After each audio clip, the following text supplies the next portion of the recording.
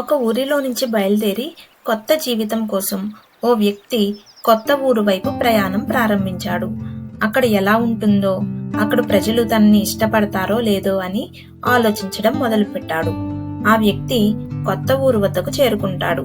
అతను పెద్ద చెట్టు కింద ఒక అతను కూర్చుని ఉండడం గమనిస్తాడు.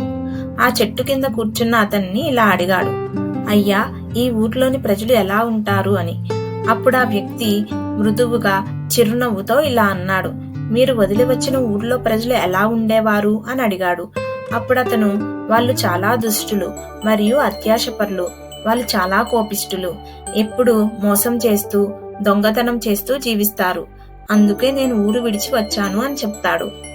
అప్పుడు ఆ వ్యక్తి చిరునవ్వుతో, అయితే ఇక్కడ కూడా అలాంటి ప్రజలే కనిపిస్తారు అని చెప్తాడు. అప్పుడు ఆ ప్రయాణికుడు నిరాశగా అక్కడి నుండి వెళ్లిపోతాడు. కొద్ది క్షణాల తర్వాత మరో ప్రయాణికుడు ఉల్లాసంగా ఊరికి వస్తాడు. అతను కూడా అదే చెట్టు కింద ఒక అతను ఉండడం గమనిస్తాడు. అప్పుడు ఆ వ్యక్తి కూడా అదే ప్రశ్న అడుగుతాడు, అయ్యా, ఈ ఊర్లో ప్రజలు ఎలా ఉంటారు అని. అప్పుడు అతను, మీరు వదిలి వచ్చిన ఊర్లో ప్రజలు ఎలా ఉండేవారు అని అడిగాడు.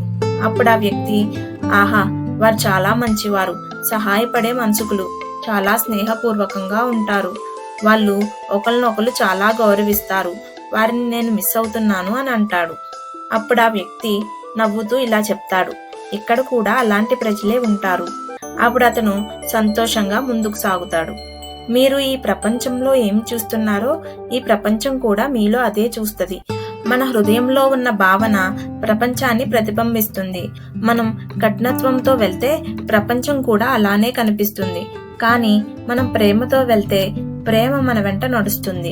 మీరు ఒకవేళ మనుషుల్లో ఉండే చెడుతనమే చూస్తే మీలో కూడా వాళ్ళు అదే చూస్తారు. సో మీరు మంచిగా ఉండండి, ప్రపంచం కూడా మీతో మంచిగా ఉంటుంది. మీ చుట్టూ ఉన్న ప్రజల్ని మీరెలా చూస్తున్నారు? కామెంట్స్ లో తెలియజేయండి. ఇంకా ఇలాంటి ఆసక్తికరమైన కథలు కావాలంటే ఈ ఛానల్ని లైక్ చేసి సబ్స్క్రైబ్ చేయండి. Thank you.